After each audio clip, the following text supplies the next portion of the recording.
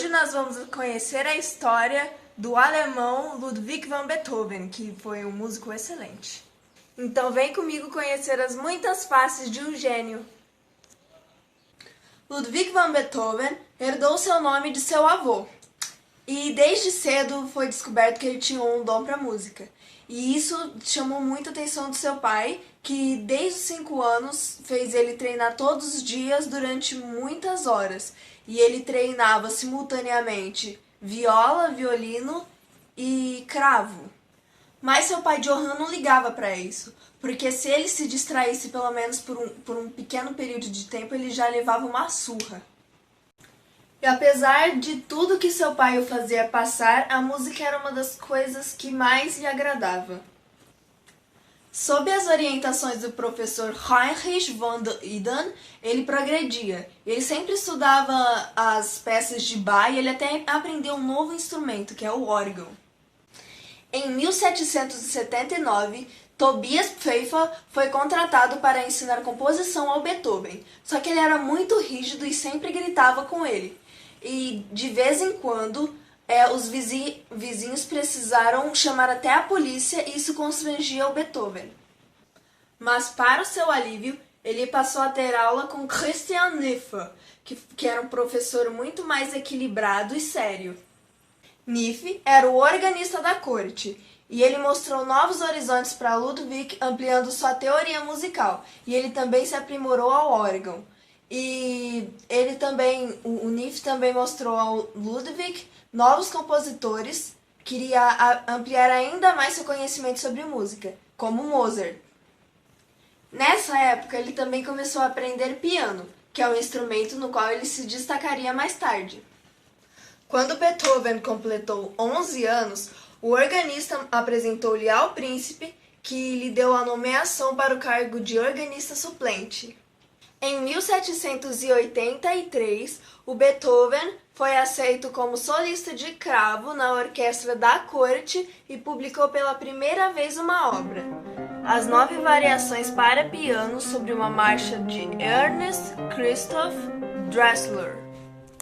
Receber elogios era algo que agradava muito Beethoven, mas a sua família passava por uma situação precária por conta da insensatez do seu pai.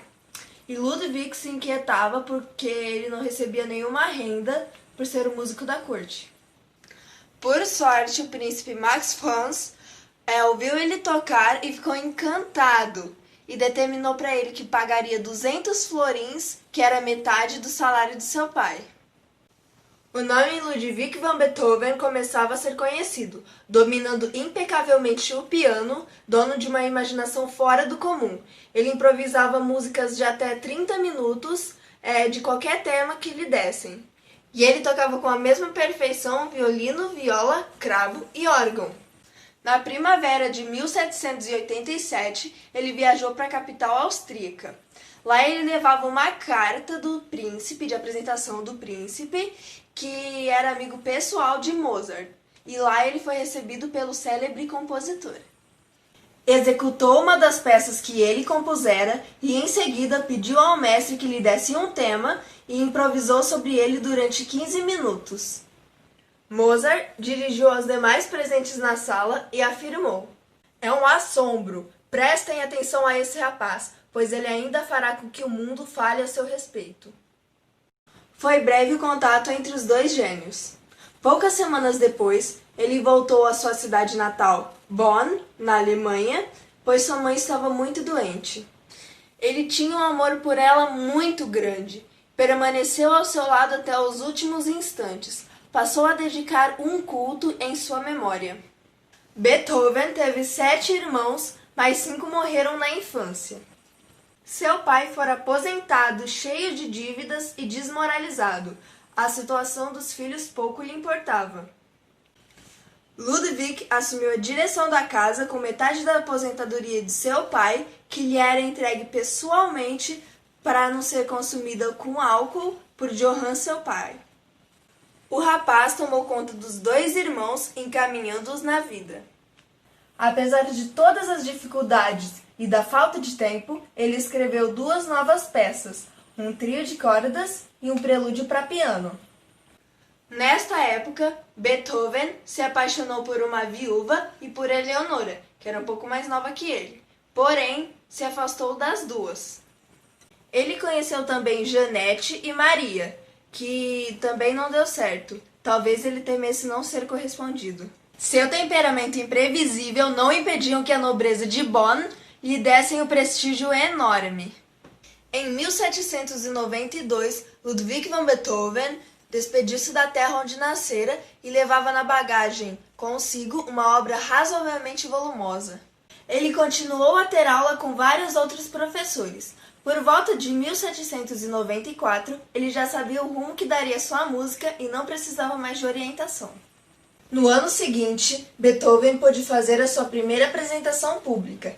Executou na ocasião um concerto para piano que foi muito aplaudido. Logo em seguida publicou 3 trios para piano, violino e violoncelo, que é o Opus 1, e 3 sonatas para piano, que é o Opus 2. Seu pai morrera e seus irmãos foram morar junto com Beethoven. Johann e Karl eram as únicas pessoas que lhe restavam. As composições de Beethoven sucediam-se num jorro de criatividade, sonatas, minuetos, quintetos e um octeto.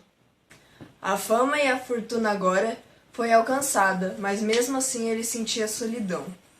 Somente a natureza lhe dava prazer. Em longas caminhadas pelos arredores de Viena, ele esquecia os problemas. Em um desses passeios, levou um amigo.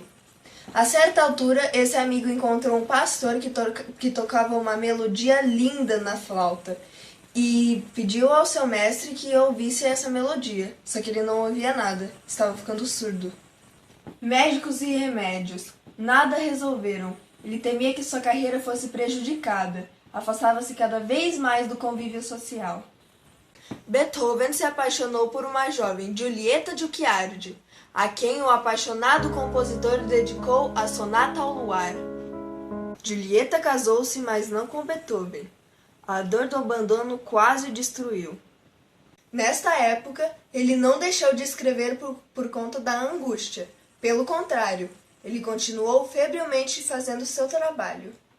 O rei da Westfália, irmão de Napoleão, enviou-lhe um convite para ser o mestre da capela da corte. A aristocracia vienense mobilizou-se para fazer-lhe oferta mais vantajosa para retê-lo em Viena. Não podia existir prova mais evidente do seu valor. Os grandes disputavam entre si a proximidade do gênio. Beethoven permaneceu em Viena. Em 7 de maio de 1824, sua Sinfonia número 9 foi tocada pela primeira vez em um concerto memorável. Já durante o terceiro movimento, ao fim de sua apresentação, uma tempestade de aplausos saudou o gênio autor.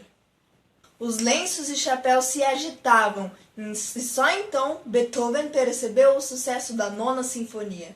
Sua surdez era total, e já se achava perto do fim.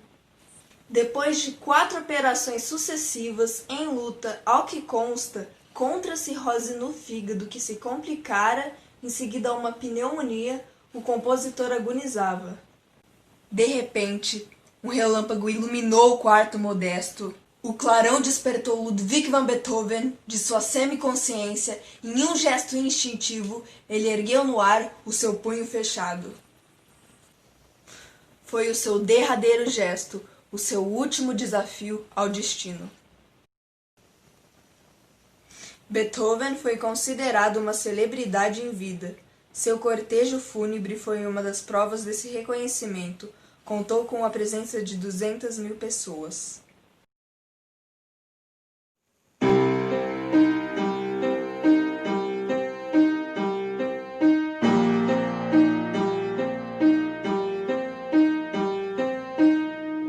Se você gostou do vídeo, você pode deixar o like aqui embaixo e se inscrever no canal. Então, beijos e tchau!